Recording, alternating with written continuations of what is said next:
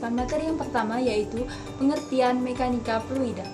Mekanika fluida adalah suatu ilmu yang mempelajari perilaku fluida baik dalam keadaan diam atau statik maupun keadaan bergerak atau dinamik, serta akibat interaksi dengan media batasnya, zat padat atau fluida dengan yang lain. Seperti kebanyakan disiplin ilmu lainnya, mekanika fluida mempunyai sejarah panjang dalam pencapaian hasil-hasil pokok hingga menuju ke era modern seperti sekarang ini. Dan contoh dari sejarah mekanika fluida yaitu perahu layar yang sudah dilengkapi dengan dayung dan sistem pengairan untuk pertanian. Untuk materi selanjutnya akan disampaikan oleh Rini Lestari. Assalamualaikum warahmatullahi wabarakatuh. Perkenalkan, nama saya Rini Lestari. Baiklah, di sini saya akan menjelaskan tentang ruang lingkup mekanika fluida. Ruang lingkup mekanika fluida terbagi menjadi 3. Yang pertama adalah statika fluida. Statika fluida adalah suatu studi mengenai perilaku fluida dalam keadaan diam. Dan yang kedua yaitu dinamika fluida.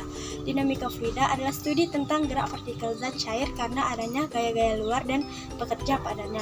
Dan yang ketiga yaitu kinematika fluida. Kinematika fluida adalah tinjauan perilaku fluida yang ada hubungannya antara kedudukannya dan berbagai partikel fluida dengan waktu. Adapun contoh statika fluida. Yang pertama adalah contoh statika fluida yaitu perencanaan, bendungan, dan pintu air dan lain-lain. Yang kedua yaitu dinamika fluida, yaitu aliran melalui pipa dan saluran terbuka, dan juga pembangkit tenaga mekanis. Dan yang ketiga yaitu contoh kinematika fluida. Yang pertama adalah lintasan, kecepatan, dan percepatan. Baiklah, itu saja penjelasan dari saya. Materi selanjutnya yaitu jenis-jenis aliran fluida. 1. Laminar. Terjadi bila aliran fluida dalam pipa sejajar dengan dinding pipa tanpa adanya komponen radikal. 2. Transisi. Terjadi bila aliran fluida dalam pipa mulai tidak sejajar dengan dinding pipa. Hal ini terjadi bila fluida tersebut mencapai kecepatan kritis. 1. Turbulen. Terjadi bila aliran fluida dalam pipa tidak beraturan atau tidak sejajar dengan pipa dalam turbulen. Tidak semua partikel dalam zat cair bergerak tidak searah atau irregularly. Namun pada permukaan dinding pipa terjadi lapisan yang sangat tipis, di mana aliran tersebut masih tetap laminar yang disebabkan oleh viskositas atau kekentalan dari zat cair tersebut. Lapisan tipis yang terjadi tersebut dinamakan lapisan pemisah atau boundary layer. Dan tebalnya tergantung pada kecepatan rata-rata aliran serta akan berkurang bila kecepatannya naik. D. Sifat fluida. 1. Rapat massa desentri. Rapat massa P adalah ukuran konsentrasi massa zat cair dan dinyatakan dalam bentuk massa M persatuan volume V. 2. Ketentuan viscosity, kekentalan adalah sifat dari zat cair untuk melawan tegangan geser T pada waktu tergerak atau mengalir. Kekentalan disebabkan adanya kohesi antara partikel zat cair sehingga menyebabkan adanya tegangan geser antara molekul-molekul yang bergerak. Zat cair ideal tidak memiliki kekentalan. Kekentalan zat cair dapat dibedakan menjadi 2, yaitu kekentalan dinamik atau kekentalan absorb dari kekentalan kinematis V. Kemantapan compressibility, kemantapan adalah perubahan volume karena adanya perubahan penambahan tekanan yang ditunjuk oleh perbandingan antara perubahan tekanan dan perubahan volume terhadap volume awal.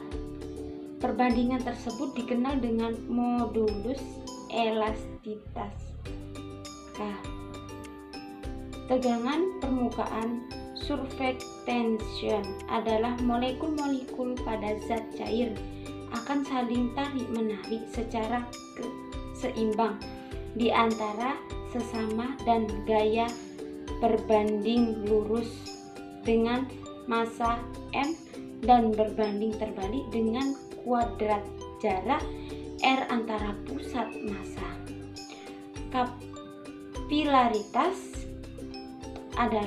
Kapilaritas terjadi akibat adanya gaya kohesi dan adesi antara molekul cair akan molekul.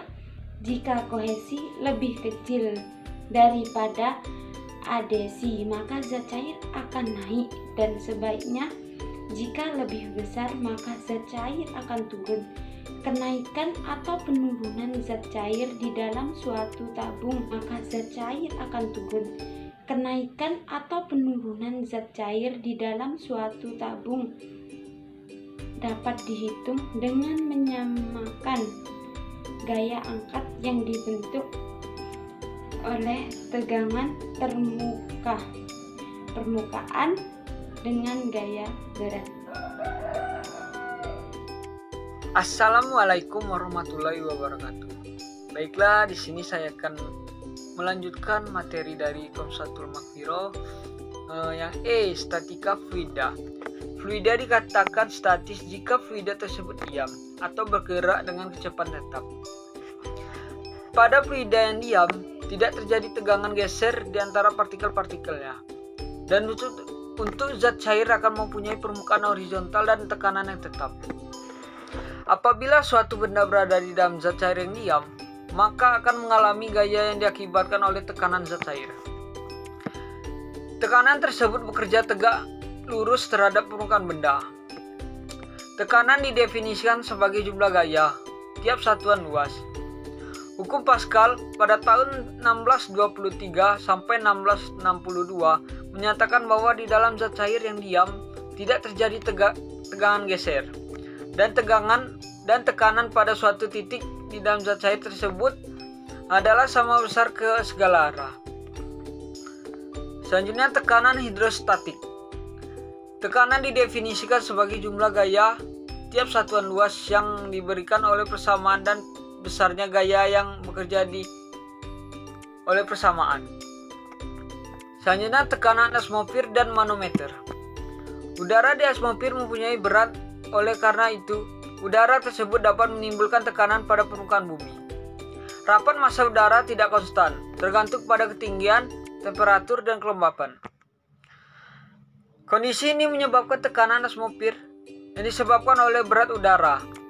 Di atas permukaan bumi sulit dihitung tekanan atmosfer dapat diukur berdasarkan tinggi kolom yang zat cair yang bisa ditahan. Manometer adalah alat yang menggunakan kolom zat cair untuk mengukur perbedaan tekanan antara dua titik.